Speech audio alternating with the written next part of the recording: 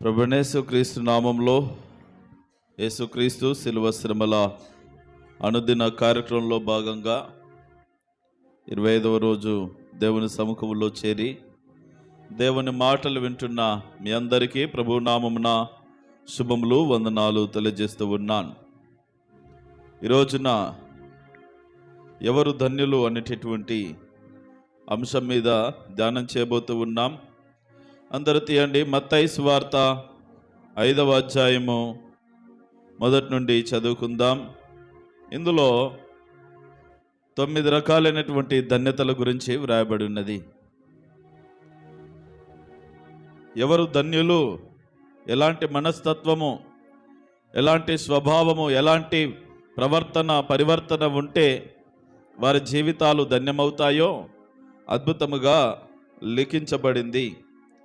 ఈ ధన్యతలు అనేటటువంటి ఈ పదము ఏదైతే ఉన్నదో, మరి సంతోషంగా ఆశీర్వాదకరముగా ఉండడం అనేటటువంటి అర్థాన్ని సూచిస్తున్నట్టుగా మనము గుర్తించాలి. ఇది గ్రీకు పదము నుండి తర్జుమా చేయబడింది. గ్రీకులో మనసులో ఆనందం అనేటటువంటి అర్థం ఇచ్చే పదం ఉంటుంది. కాబట్టి ప్రభునందు ప్రేమ దౌంబిడ్లారా, ఈరోజున ప్రతి ఒక్కరు కూడా సంతోషంగా ఉన్నారు అనంటే ఉన్నామని పైకి చెప్పడము కాదు, కానీ వారి అంతరంగపు స్థితిలో వారు నిజంగా సంతోషాన్ని ఎవరైతే కలిగి ఉంటారో లోపల నుండి వారి జీవితాలు నిజంగా ధన్యమవుతాయి. అలా లోపల హృదయపూర్వకముగా హృదయం లోపల ఎవరు సంతోషంగా ఉండగలుగుతారు, ఎవరు ఆనందంగా బ్రతకగలుగుతారు అని అంటే 9 రకాలైనటువంటి విషయాలు ఇక్కడ చెప్పబడతా ఉన్నాయి. ఎలాంటి వారి, ఎలాంటి మాటలు, ఎలాంటి ప్రవర్తన, ఎలాంటి విధానాలు కలిగి ఉంటే మన జీవితాలు ధన్యమవుతాయో మరి చక్కగా చెప్పబడటం మనం చూస్తూ ఉంటాం. దాదాపుగా 50 సార్లు ఈ క్రొత్త నిబంధనలో ధన్యత, ధన్యులు లేదా ధన్యుడు అనేటటువంటి పదం వ్రాయబడుతూ ఉన్నది. ముఖ్యంగా ఈ మత్తయి లూకా సువార్తలోనే 28 సార్లు వ్రాయబడింది పదము. అంటే యేసు ప్రభుల వారు పదే మాట్లాడుతూ హెచ్చరిక చేస్తూ మరి చెప్పబడినటువంటి మాటగా మనము గుర్తించాలి. అది ఎంతో ప్రాముఖ్యమైనదని. ముఖ్యంగా ఈ రోజున మనం చదువుకున్న లేఖన భాగం ఏదైతే ఉన్నదో ఇది కొండ మీద ప్రసంగం అంటారు.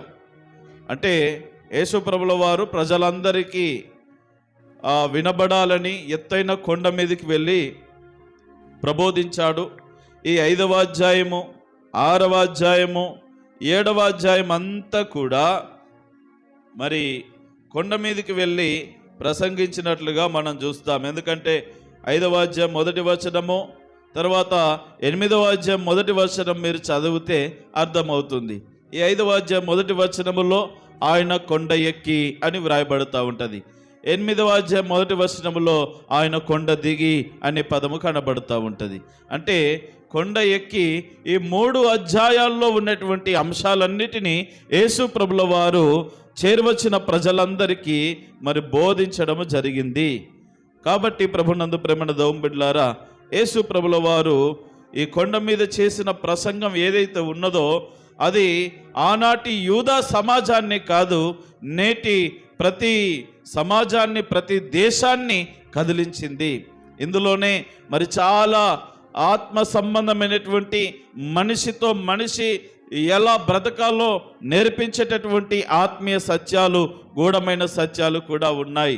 ఇందులోనే ఒక చెంప మీద క్రుట్టువానికి మరొక చెంప చూపించాలని, ఆ తగ్గింపు స్వభావం, పగలు ప్రతీకారాలు పక్కన పెట్టాలని, క్షమాపణ గుణము కలిగి ఉండాలని, ఇదిగో పరలోక ప్రార్థన గురించి, దేవునితో మనుషులతో ఒక మనిషి ఏ రీతిగా సత్సంబంధము కలిగి ఉండాలో అనేటటువంటి ఆత్మ సంబంధమైనటువంటి విషయాలను గురించి యేసుక్రీస్తు ప్రభుల వారు అద్భుతముగా వివరించడం జరిగింది. క్రిందటి అధ్యాయములు అనగా 4వ అధ్యాయంలో మీరు గమనిస్తే కనుక మారు మనసు, దేవుని రాజ్యము సమీపిస్తూ ఉన్నది, మారు మనసు పొంది మరి దేవుని సన్నిధికి రావాలనే పిలుపుతో యేసు ప్రభుల వారి ప్రబోధనలు ప్రారంభించబడినాయి. యేసు ప్రభుల వారు ఎక్కడ ఏ ప్రసంగము చేసినా, ఏ బోధ చేసినా మార్పు చెందే విధానము గురించే మాట్లాడుతూ ఉంటాడు. మీరు మార్పు నొంది చిన్న బిడ్డల వంటి వారు అయితేనే కానీ మీరు పరలోక రాజ్యం చేరుకోలేరు. కాబట్టి మార్పు చెందండి అని అంటాడు.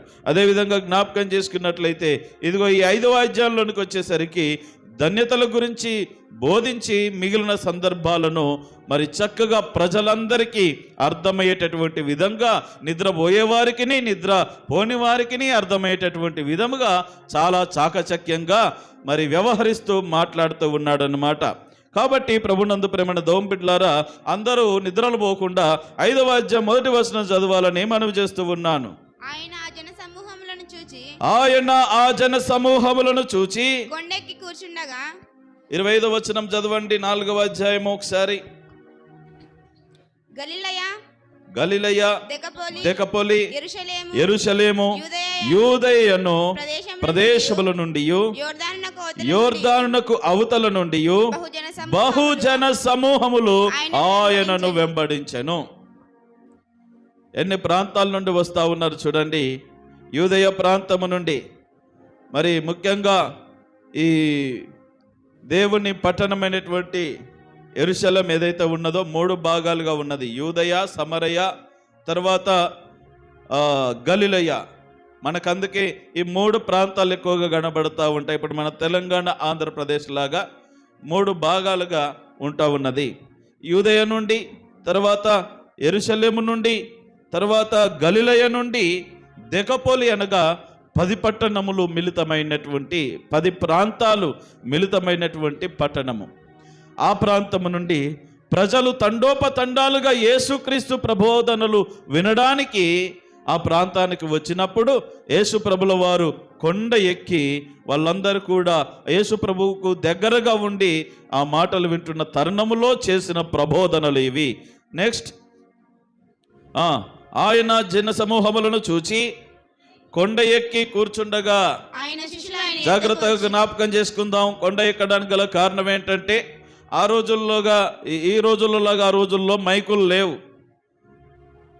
ఇంత టెక్నాలజీ అనేటటువంటిది లేదు.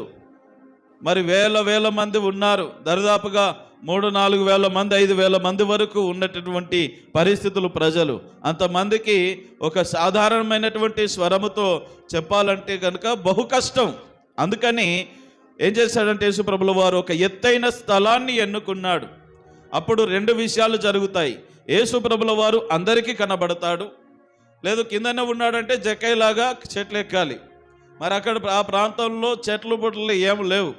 కాబట్టి చాలా యేసు ప్రభుల వారు చాలా చక్కగా ఆలోచన చేసి కొండ ఎక్కినప్పుడు యేసు ప్రభుల వారు అందరికీ కనబడుతున్నాడు. మరియు పైనుండి చెప్తున్నప్పుడు స్వరము తొందరగా వినబడుతుంది క్రిందకు.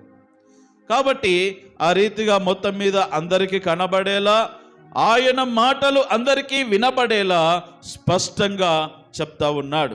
ప్రేమణ దోంబిడ్లారా, కొండ ఎక్కి ప్రసంగం చేస్తూ ఉన్నాడు. అప్పుడు ఆయన నోరు తెరిచి ఇలాగూ బోధింపసాగెను. ఈ మొట్టమొదటి ప్రసంగం దేని గురించి, ఎందు గురించి అనంటే, మీరు ధన్యులు అని మొదలు పెడతా ఉన్నాడు. మీరందరూ ధన్యులుగా ఉండాలి, మీరందరూ హృదయపూర్వకంగా సంతోషిస్తూ ఉండాలి, ఎప్పుడు ఆనందంగా సంతోషంగా బ్రతకాలి అని చెప్తా ఉన్నాడు. ఆ సంతోషం ఎలా వస్తుందో, ఆ ఆనందం ఎలా వస్తుందో, మనిషి జీవితం ఎప్పుడు ధన్యమవుతుందో చెప్తున్నటువంటి సందర్భాలు మనం ఇక్కడ. మొట్టమొదటి ధన్యత, మొత్తం 9 ధన్యతలను నేను చెప్పడం జరిగింది. అందులో మొదటి ధన్యత మనం చూస్తూ ఉంటాం. ఆత్మ విషయమై దీనులైన వారు ధన్యులు. ఆత్మ విషయమై దీనులైన వారు ధన్యులు. ప్రేమ దోంపిడ్లారు జ్ఞాపకం చేసుకుందాం. ఆత్మ విషయమై దీనులుగా ఉండాలంటే వారి ఆధ్యాత్మిక స్థితిగతులను గుర్తించినటువంటి వారు. చాలాసార్లు మనము దేవుని సన్నిధికి వస్తాము, కానీ మనం అన్నీ అంచనా వేస్తాం. ఈరోజున నాకు ఏ కష్టం ఉంది, నా కుటుంబంలో ఏ సమస్య ఉన్నది, నా పిల్లలకు ఏ అవసరత ఉన్నది, నా కుటుంబంలో ఏ అవసరత ఉన్నది, ఏ లోటుపాట్లు ఉన్నాయి, ఏది అడగాలి దేవుని సన్నిధిలోని ఒక క్యాలిక్యులేషన్తో వస్తూ ఉంటాం. అయితే మన ఆత్మీయ జీవితాన్ని క్యాలిక్యులేషన్ చేయడం మనం మర్చిపోతాం. మన ఆత్మీయ జీవితం ఎంత లోతున నాటబడుతూ ఉన్నది, ఎంత చక్కగా ఉన్నది. ప్రార్థనలో, వాక్యములో, విధేయతలో, ఆత్మ సంబంధమైనటువంటి కార్యకలాపాలలో మన ఆధ్యాత్మిక జీవితం ఎలా ఉన్నది అని మనకు మనముగా పరీక్షించుకునేటటువంటి, గుర్తించుకునేటటువంటి స్థితి చాలా మందిలో ఉండదు. అందుకే యేసు ప్రభుల వారు చెప్తున్న మాట ఏంటి అంటే, ఆత్మ విషయమై దీనులైన వారు ధన్యులు. వారి ఆధ్యాత్మిక స్థితిగతులను గుర్తించిన వారు, ఇంకో పరిభాషలో చెప్పాలంటే వారి ఆధ్యాత్మిక దరిద్రాన్ని గుర్తించినటువంటి వారు ఎవరైతే ఉన్నారో వారు ధన్యులు. అయ్యో, నేను ఆత్మీయ జీవితంలో ఇలా ఉన్నాను, నేను వెనుకబడి ఉన్నాను, ప్రార్థనలో వెనుకబడి ఉన్నాను, విశ్వాసంలో వెనుకబడి ఉన్నాను, దేవుని సన్నిధిలో వెనుకబడి ఉన్నాను, అయ్యో నేను దేవుని సన్నిధికి దూరం అయిపోతున్నాను అనేటటువంటి ఆధ్యాత్మికమైనటువంటి చింతన, దైవ సంబంధమైనటువంటి చింతన ఏ విశ్వాసులైతే ఉంటుందో నిజంగా వారి జీవితాలు ధన్యము అని వాక్యం సెలవిస్తూ ఉన్నది. అట్టి వారికి ఏంటంట, పరలోక రాజ్యం వారిదే అని అన్నాడు. ఎవరైతే ఆత్మ విషయమై చింతిస్తూ ఆలోచన చేస్తూ ఉంటారో, ఆత్మ సంబంధమైన వాటిని వెతుకుతూ ఉన్నారో, ఆత్మ సంబంధులుగా బ్రతుకుతున్నారో, శరీర సంబంధమైన, లోక సంబంధమైనటువంటి ఆచార వ్యవహారాలను వదిలిపెట్టి ఆత్మ సంబంధమైనటువంటి పరిపక్వతను గురించి ఆలోచించే మనుషులు ఎవరైతే ఉన్నారో పరలోక రాజ్యం వారి కొరకే సిద్ధపరచబడి ఉన్నది, అది వారికే, అది వారిదే అని వ్రాయబడుతూ ఉన్నది. దేవునికి మహిమ కలుగును గాక. హల్లెలూయా. ఎవరైతే అయ్యో ఏంటి నా పరిస్థితి, అయ్యో నేను ఇలా వెనుకబడిపోతున్నానేంటి, అయ్యో నేను ఇలా దిగజారిపోతున్నానేంటి అనేటటువంటి ఈ ఆధ్యాత్మికమైనటువంటి ఆత్మ సంబంధమైనటువంటి చింతన ఎవరిలో ఉంటుందో దేవుడు వారి పక్షాన నిలబడేవాడు, వారికి సహాయము చేసేవాడు, వారిని లేవనెత్తేవాడు అనే ఆత్మీయ సత్యాన్ని ఈ సందర్భంగా జ్ఞాపకం చేసుకుంటూ సామెతల గ్రంథం 29:23లో చూస్తే, ఎవని గర్వము వానిని తగ్గించును, వినయమస్కును ఘనత పొందును అనేటువంటి విషయాన్ని కూడా మనం జ్ఞాపకం చేసుకుంటూ ఉన్నాం. ప్రేమణ దోంబిడ్లారా, ఇది యేసు ప్రభుల వారు చెప్పిన మొట్టమొదటి ధన్యత. ఏంటది? ఆత్మ విషయమై దీనులైన వారు ధన్యులు, పరలోక రాజ్యము వారిది. ఆత్మ సంబంధమైన దీనత్వము మనలో ఉంటే పరలోక రాజ్యము నీదే. యేసు ప్రభుల వారు సూటిగా స్పష్టంగా చెప్తా ఉన్నాడు. దేవునికి మహిమ కలుగును గాక. తర్వాత 4వ వచనం చదవండి. 2వ ధన్యత, దుఃఖపడువారు ధన్యులు, దుఃఖపడువారు ధన్యులు, వారు ఓదార్చబడుదురు. ఎవరైతే దుఃఖిస్తారో, ఎలాంటి దుఃఖన ఇది, ఎలాంటి దుఃఖము? దుఃఖము అంటే చీటికి మాటికి, చిన్నదానికి పెద్దదానికి ఏడిసే తత్వము కాదు. ఏడవడానికి ఒక కారణం అనేటటువంటిది ఉండాలి, ఒక అర్థం ఉండాలి. అర్థం లేని దుఃఖము అనర్థమే. అర్థం లేని దుఃఖము అనర్థమే, దానివల్ల రూపాయి లాభం లేదు. ప్రేమణ దోంబిడ్లారా, ఈ ఆత్మ సంబంధమైనటువంటి దుఃఖము మనిషి కలిగి ఉండాలని కూడా మనం జ్ఞాపకం చేసుకుంటాం. ఇక ప్రకటన గ్రంథం 21:4లో చూస్తే, ఆయన వారి కన్నుల ప్రతి బాష్మ బిందువు తుడిచివేయును అని వ్రాయబడతా ఉంటుంది. మన దేవుడు మనము దుఃఖిస్తూ ఉంటే ఊరుకునేవాడు కాదు, మన దుఃఖాన్ని సంతోషముగా మార్చేవాడు. హాగరు అరణ్యమునకు వెళ్ళి దుఃఖిస్తూ ఉంటే ఆమె కన్నీరు తుడిచి తన ఇంటికి పంపించాడు. అన్న దేవుని సన్నిధికి వెళ్ళి దుఃఖిస్తూ ప్రార్థన చేస్తూ ఉంటే తన దుఃఖాన్ని సంతోషముగా మార్చాడు. అలా బైబిల్ గ్రంథంలో మనము ఆ దారిన వస్తూ ఉంటే ఎంతో మంది వారి దుఃఖాలను సంతోషముగా మార్చుకొనగలిగిన వాళ్ళు ఉన్నారు. దుఃఖపడువారు ధన్యులు. దేవుడు ఎందుకు ధన్యులు అనంటే, ఆ దుఃఖాన్ని తీసివేసే దేవుడు, ఓదార్చే దేవుడు మన పక్షాన ఉన్నాడనేటువంటి ఆత్మీయ సత్యాన్ని యేసు ప్రభుల వారు ఇక్కడ గుర్తు చేస్తూ ఉన్నాడు. అంత మాత్రమే కాకుండా ప్రేమణ దోంబిడ్లారా, ఈ దుఃఖము ఎలా ఉండాలంటే ఆత్మ సంబంధమైన దుఃఖముగా ఉంటే గనుక రక్షణార్థమైన మారు మనసు దేవుడు మనకిస్తాడు. కాబట్టి దుఃఖపడడం కూడా మరి ధన్యకరమే అనేటటువంటి విషయాన్ని యేసు ప్రభుల వారు చెప్తా ఉన్నాడు. అలా అని ఇష్టం ఉన్నప్పుడు కాదండి, ఆ పరిస్థితిని బట్టి మనిషికి నిజంగా దుఃఖం ఎప్పుడు కలుగుతూ ఉంటుందంటే కష్టాలు వచ్చినప్పుడు, వేదనలు వచ్చినప్పుడు, ప్రతికూలమైన పరిస్థితులు అయ్యో ఏంటి పరిస్థితి ఇలా అయిపోయింది అనేటటువంటి ఆ చింతన కలిగినప్పుడు దుఃఖం వస్తూ ఉంటుంది. ఆ దుఃఖము ఎక్కడ ఒలుకబోయాలి అని అంటే కనుక మనము మనుషుల మధ్యలో కాదు, కానీ దేవుని సన్నిధిలో నీవు లేచి రేయి మొదటి జామున దేవునికి మొరపెట్టు, నీళ్లు కృమ్మరించినట్లు నువ్వు దేవుని సన్నిధిలో కన్నీళ్లు విడువని విలాప వాక్యములో ఇర్మియా వ్రాస్తూ ఉన్నాడు. దేవుని సన్నిధిలో విడువబడిన కన్నీటి బొట్టు ఏది కూడా వృధా కాదు, అది వ్యర్థము కాదు. మనుషుల దగ్గర ఏడ్చినా, నువ్వు ఎవరి దగ్గర ఏడ్చినా నీ ఏడుపు వృధానే అవుతుంది, నీ కన్నీరు వృధానే అవుతుంది. కానీ దేవుని సన్నిధిలో నువ్వు ఒలికించిన ఆ కన్నీటి చుక్కలు ఏవైతే ఉన్నాయో దేవుడు ఖచ్చితంగా దానికి ప్రతిఫలం ఇస్తాడు. ఇక్కడ విడువబడుతున్న కన్నీరు ఆయన బుడ్డిలో మరి స్టోర్ చేయబడతాయనే ఆత్మీయ సత్యాన్ని గుర్తెరిగి ఆయన మన కన్నీటి ప్రతి బాష్ప బిందువు తీసివేస్తాడు అనే విషయాన్ని కూడా మనం జ్ఞాపకం చేసుకోవాలి. దేవునికి మహిమ కలుగును గాక. హల్లెలూయా. తర్వాత చదవండి, 3వ ధన్యత. సాత్వికులు ధన్యులు, వారు భూలోకమును స్వతంత్రించుకుందురు. ప్రేమ దోంబిళ్ళారా జ్ఞాపకం చేసుకుందాం. సాత్వికులు ధన్యులు, వారు భూలోకమే వారి సొంతమవుతుంది అనే విషయాన్ని తెలియజేస్తూ ఉన్నాడు.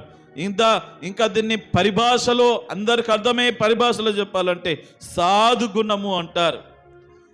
తగ్గింపుతో వినయముతో కూడినటువంటి ఆ లక్షణం అన్నమాట.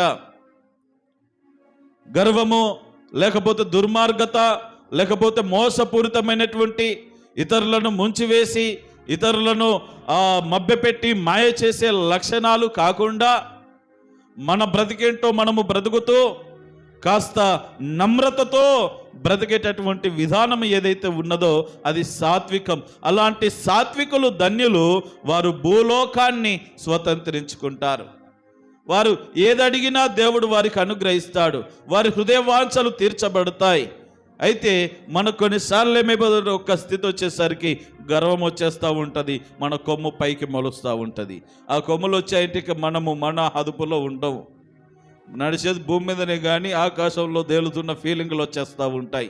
అందుకే కొన్ని పొందుకోవలసిన ఆధ్యాత్మిక ఆశీర్వాదాలు కూడా నేడు మనిషి పొందుకోలేకపోతా ఉన్నాడు. కాబట్టి సాత్వికులు ధన్యులు, వారు భూలోకాన్ని స్వతంత్రించుకుంటారు. 37వ కీర్తన 11వ చరణంలో కూడా చెప్పబడుతూ ఉన్నది, దీనులు భూమిని స్వతంత్రించుకుంటారు, వారు బహుక్షేమము కలిగి సుఖిస్తారని చెప్పబడుతూ ఉన్నది. అదేవిధంగా 149వ కీర్తన 4వ చరణంలో రాబడినటువంటి మాట, ఆయన దీనులను రక్షణతో అలంకరిస్తాడు అనేటువంటి ఆత్మీయ విషయాలను మనం జ్ఞాపకం చేసుకుంటాం. ప్రేమణ దోంబిళ్ళారా, దీనత్వము కలిగి జీవించడము, సాత్వికము కలిగి జీవించడం, ఇది నిజంగా మన జీవితాలకు ఎంతైనా ఆశీర్వాదకరం, ధన్యకరము.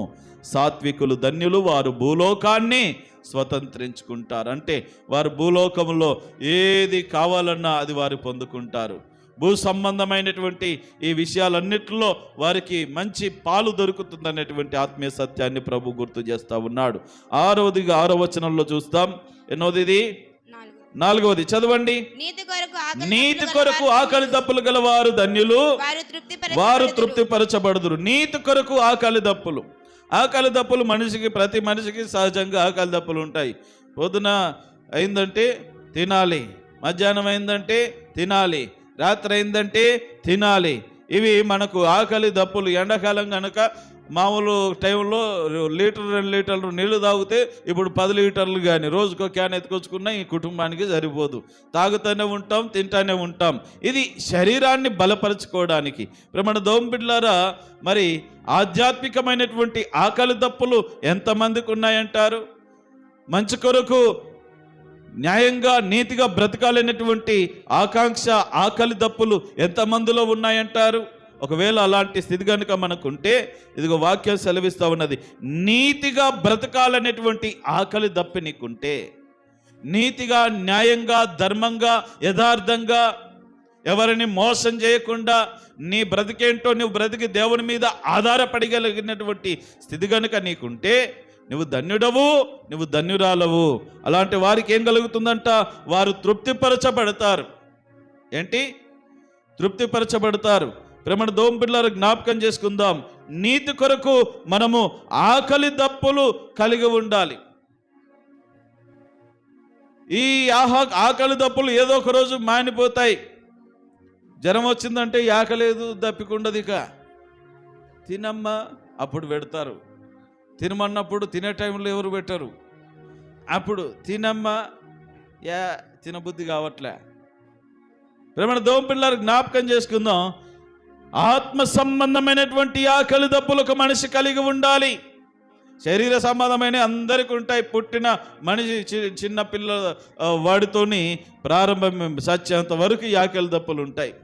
దానివల్ల శరీరానికి లాభము కానీ ఆత్మకు లాభము లేదు కదా. ప్రేమ దోంబిళ్ళారా చూడండి, యోహాను సువార్త 6:27 వ్రాయబడుతుంటుంది, క్షయమైన ఆహారము కొరకు కష్టపడకుడి కానీ నిత్య జీవం కలుగజే అక్షయమైన ఆహారం కొరకే కష్టపడండి. ఈ లోక సంబంధమైన ఈ ఆహారం ద్వారా మీకు జీవితాలు తృప్తిపరచబడవు. తర్వాత మనం జ్ఞాపకం చేసుకున్నట్లయితే ఈ యోహాను సువార్త 4:14 సమరయ స్త్రీ విషయంలో చెప్తా ఉంటాడు, నేనిచ్చు నీళ్లు త్రాగువాడు ఎప్పటికీ. ఆ ఆత్మ సంబంధమైన ఆకలి దప్పిలు మనకుంటే ఇక ఎప్పుడు ఆకలి ఉండదు, సంతృప్తిగా ఉంటాం. అదే మోసము చేసి, అన్యాయం చేసి, అక్రమము చేసి మనం బ్రతికినట్లయితే ఒకరిని ముంచి సంపాదించినంత మాత్రాన, ఒకరిని కష్టపెట్టి సంపాదించినంత మాత్రాన, ఒకరి దగ్గర నుండి దోచుకొని మనము స్వలాభమును ఆశించినంత మాత్రాన అది మనకు ఏ విధముగా తృప్తినివ్వదు. తృప్తి లేని జీవితాలు ఎందుకండి? ప్రేమ దోంబిడ్లారా, తృప్తి కలిగిన జీవితాలు మనము జీవించాలంటే ఇదిగో నీతి కొరకు నువ్వు ఆకలి దప్పలి కలిగినటువంటి స్థితిని నువ్వు కలిగి ఉండాలని వాక్యము సెలవిస్తా ఉన్నది. దేవునికి మహిమ కలుగును గాక. తర్వాత చదవండి, కనికరము గలవారు ధన్యులు, కనికరము గలవారు ధన్యులు, వారు కనికరము పొందుదురు, వారు కనికరం పొందుదురు. కనికరిస్తే కనికరం చెప్పండి అందరూ. నీవు ఇతరులను కనికరిస్తే దేవుడు నిన్ను కనికరిస్తాడు. మనం ఇతరులను కనికరించకుండా ఉంటే దేవుడు మనల్ని కూడా కనికరించాడు. కనికరపడువారు ధన్యులు, కనికరము కలిగిన వారు ధన్యులు, వారు కనికరం పొందుకుంటారు. మనము కొన్నిసార్లు కనికరము లేకుండా మాట్లాడుతూ ఉంటాం. అయ్యో మా వాళ్ళే కదా, మా బంధువులే కదా. కొన్ని సందర్భాలు వచ్చినప్పుడు, ఏదైనా వివాదాలు వచ్చినప్పుడు, ఏదైనా మాట అనుకున్నప్పుడు కొన్నిసార్లు కనీసమైనటువంటి కనికరము కూడా చూపించవా, ఎవరైతే నాకేంటి అనేటటువంటి విధముగా వ్యవహరిస్తావు. కనికరము లేని జీవితాలకు దేవుని కనికరము దొరకదు. దేవుని కనికరము దొరకకపోతే మన జీవితాలకు అర్థం లేదు. కాబట్టి ఎవరు నిద్రపోకుండా జాగ్రత్తగా దేవుని మాటలు వినాలని మనవి చేస్తా ఉన్నాను. నిద్రపోయే వాళ్లకు కనికరము మీరే చెప్పుకుంటుంది. ఆహా ఏమి చోద్యము, ఏమి నిద్ర, ఏమి నిద్ర, రాత్రంతను నిద్రపోయినను ఇంకా నిద్ర యావత్తు మీకు తీరకై ఉన్నదే. కాబట్టి ప్రభునందు ప్రేమ దోంబిడ్లారా, కనికరము గలవారు ధన్యులు, వారు కూడా కనికరం పొందుతారు. మనము మనుషుల ఎడల కనికరపడితే దేవుని నుండి మనము కనికరించబడతాం. ఇక్కడ మనం మనుషులను సాటి ఎవరికంటే అయ్యో దెబ్బ తగిలినప్పుడు అయ్యో పాపం అనిపించాలి మనిషికి. అది కనికరం అంటే. బాగా అయిందిలే చెప్తే తింటారా, సావన్లే అని సావన్న రాకపోయా. ఎంత చెడ్డోడైనా, ఎంత తాగుబోతైనా, ఎంత పాపభూయిష్టమైన కార్యముతో నింపబడిన వాడు ఎంతటి వాడైనా కానీ సావు బ్రతుకుల మధ్యలో అపాయములో రక్తముతో ఉంటున్నప్పుడు మనిషికి ఏముండాలండి? కనికరం ఉండాలి. అయ్యో ఆ ఒక్క విషయంలో తప్ప మంచోడండి మనిషి, అయ్యో ఎంత పని అయిపోయిందనని ఆ కనికర స్వభావం నీకుంటే, నీకు కష్టం వచ్చినప్పుడు, నీకు నష్టం వచ్చినప్పుడు, నీకు విపత్తు వచ్చినప్పుడు దేవుడు కూడా నిన్ను బట్టి కనికరిస్తాడు. అందుకని కనికర పడడం నేర్చుకుందాం. అలాంటి స్వభావం నీకుంటే నువ్వు ధన్యుడవు, ధన్యురాలవు. నెక్స్ట్, హృదయ శుద్ధి గలవారు ధన్యులు, హృదయ శుద్ధి గలవారు ధన్యులు, వారు దేవుని చూస్తారు. హృదయం శుద్ధిగా ఉంటే దేవుని చూస్తారు. అదేంటో చేసేవాడిని చేసుకుంటే వీళ్ళ కళలు దర్శనాలు భలే వస్తుంటాయి. దేవుడు నాకు ఇది చూపించాడండి. ఏం చూపించాడు నీకు? నాకు దేవుడు చెప్పాడంటారు. ఏం చెప్పాడు? నువ్వు ఎక్కడెక్కడ ఉంటున్నావు, ఏం చేస్తున్నావు, ఎలా మాట్లాడుతున్నావు, ఎలా ప్రవర్తిస్తున్నావు, ఇవి దేవునికి తెలీదా? పక్కనున్న మనుషులకే తెలుసు, మరి దేవునికి తెలీదా? వీళ్ళతోనంట దేవుడు మాట్లాడుతాడంట కళలు దర్శనాలు. ఇక్కడ రాయబడిన మాట జ్ఞాపకం చేసుకోండి. దేవుడు ఎవరికి పడితే వారికి దర్శనాలు ఇయ్యడు, ఎవరికి పడితే వాళ్ళకు కనబడడు. వాళ్ళకొక అర్హత అనేటటువంటిది ఉన్నది. హృదయ శుద్ధి ఎవరికైతే ఉంటుందో వాళ్ళు దేవుని చూసే ఆధిక్యత ఉంటుంది. ఆ రోజంతను ఇష్టానుసారంగా మాట్లాడి రాత్రి పడుకోగానే ఈ అమ్మగారికి అయ్యగారికి కళ్ళలు వస్తాయి. నా ప్రియ కుమార్తె, నా కుమారుడా అని మాట్లాడతాడు దేవుడు. అలా మాట్లాడితే నువ్వు చేసింది ఏంటి, ఎలా బ్రతుకుతున్నావు, ఏం మాట్లాడుతున్నావు నువ్వు అనేసి షడాపేడా వాయించడానికి మాట్లాడాలి. ఏదో మర్మాలు చెప్పడానికి ఎందుకు మాట్లాడతాడు? కాబట్టి జ్ఞాపకం చేసుకుందాం, హృదయ శుద్ధి గలవారు ధన్యులు.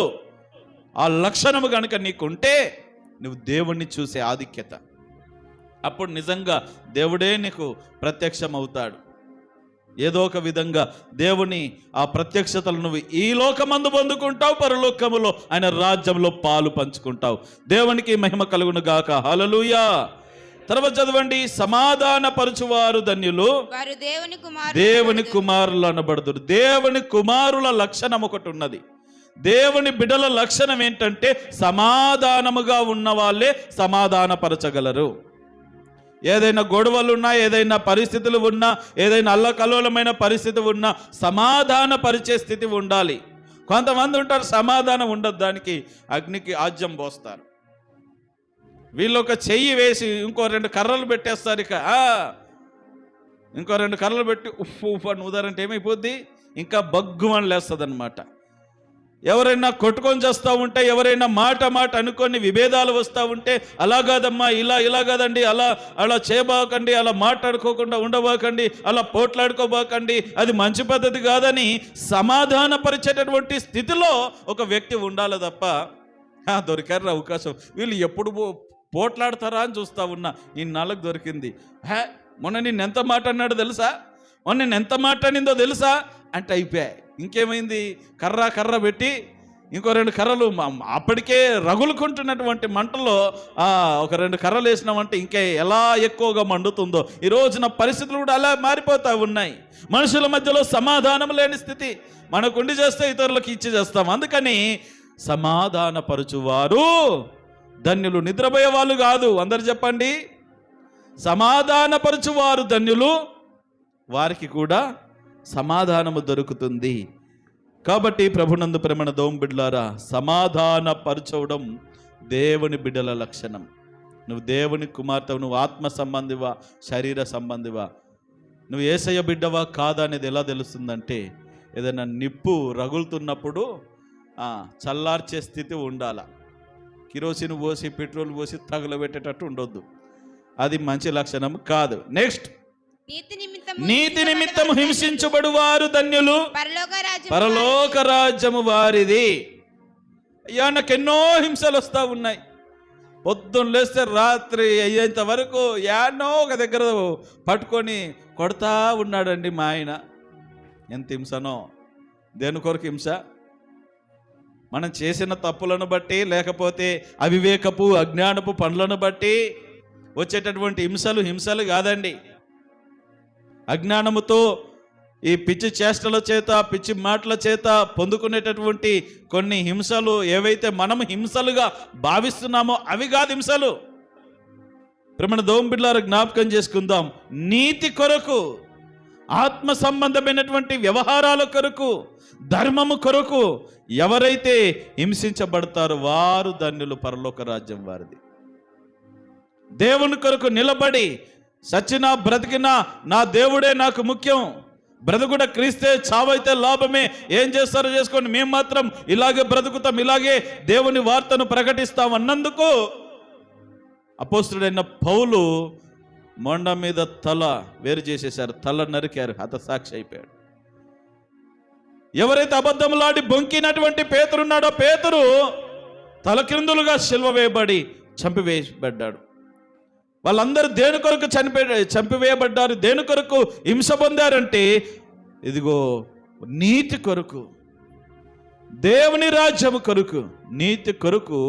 నువ్వు నీతి నిమిత్తము నువ్వు హింసించబడితే పరలోక రాజ్యములో నీకు ఖచ్చితంగా చోటు ఉంటుంది. తర్వాత నా నిమిత్తం జనులు మిమ్మల్ని నిందించి హింసించి మీ మీద అబద్ధముగా చెడ్డ మాటలెల్లా పలుకున్నప్పుడు మీరు ధన్యులు. దేవునిని బట్టి ఎవరైనా నిన్ను దూషిస్తున్నారా? దేవుని నమ్ముకున్నావని, దేవుని సన్నిధికి వెళ్తున్నావని నిన్ను నిందించి అవమానపరిచి నీ మీద చెడ్డ మాటలు నిందలు వేసే దేవుని విషయమందు నువ్వు ఈ రీతిగా నిందించబడి హింసించబడి నీ మీద చెడ్డ మాటలు వస్తూ ఉంటే బాధపడతా ఉంటాం. నేను ఏం తప్పు చేశాను నాయనా, నీ సన్నిధికి వస్తున్నా కానీ ఇంత ప్రార్థనలో గడుపుతున్నా, ఇన్ని చేస్తున్నా, నాకు ఎందుకు ఇవి అని కొన్నిసార్లు మనకు అనిపించిన మాట వాస్తవమైనప్పటికీ మన జీవితాలు ధన్యమవుతాయి. మనుషులు నిన్ను గుర్తించకపోవచ్చు కానీ నీ స్థితిగతులు దేవుడు గుర్తు చేసుకుంటున్నాడు. దేవునికి మహిమ కలుగును గాక. యేసయ్య నిమిత్తం ఎవరైతే నిన్ను నిందించి హింసించి మీ మీద అబద్ధముగా చెడ్డ మాటలు పలుకుతారో మీరు ధన్యులు. తర్వాత చదవండి 12వ వచనం. ఇలాగున వారు సంతోషించి ఆనందించుడి, ఫలము అధికమగును. పరలోకమందు మీ ఫలము అధికమగును. ఇలాగున వారు మీకు పూర్వమందున్న ప్రవక్తలను కూడా హింసించిరి. కాబట్టి హింసలు వచ్చినప్పుడు, కష్టాలు వచ్చినప్పుడు బాధపడక. దేవుడు ఇంతకుముందు ఉన్నటువంటి వాళ్ళు పాత నిబంధనలో ఉన్నారు, హింసలు పొందిన వాళ్ళు క్రొత్త నిబంధనలో ఉన్నారు.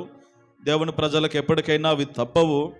అలా హింసలు వచ్చినప్పుడు, కష్టాలు వచ్చినప్పుడు కూడా మీరు ధన్యులే. వాటిని పొందుతున్న మీరు అందరూ కూడా ధన్యులే. పరలోక రాజ్యం మీ సొంతం అవుతుంది. దేవుడు మిమ్మల్ని జ్ఞాపకం చేసుకుంటాడు, బాధపడకండి అని చెప్తూ, ప్రేమన దౌం బిడ్డలారా, ఈ రీతిగా యేసు ప్రభుల వారు 9 రకాలైనటువంటి ధన్యతలను చెప్తా ఉన్నారు. కాబట్టి ఈ 9 రకాలైనటువంటి ధన్యతలు ఈ రోజున మనం చూస్తూ ఉన్నాం. ఎవరు ధన్యులు అని అంటే, ఇదిగో ఈ లక్షణాలు కలిగిన వారు ధన్యులు.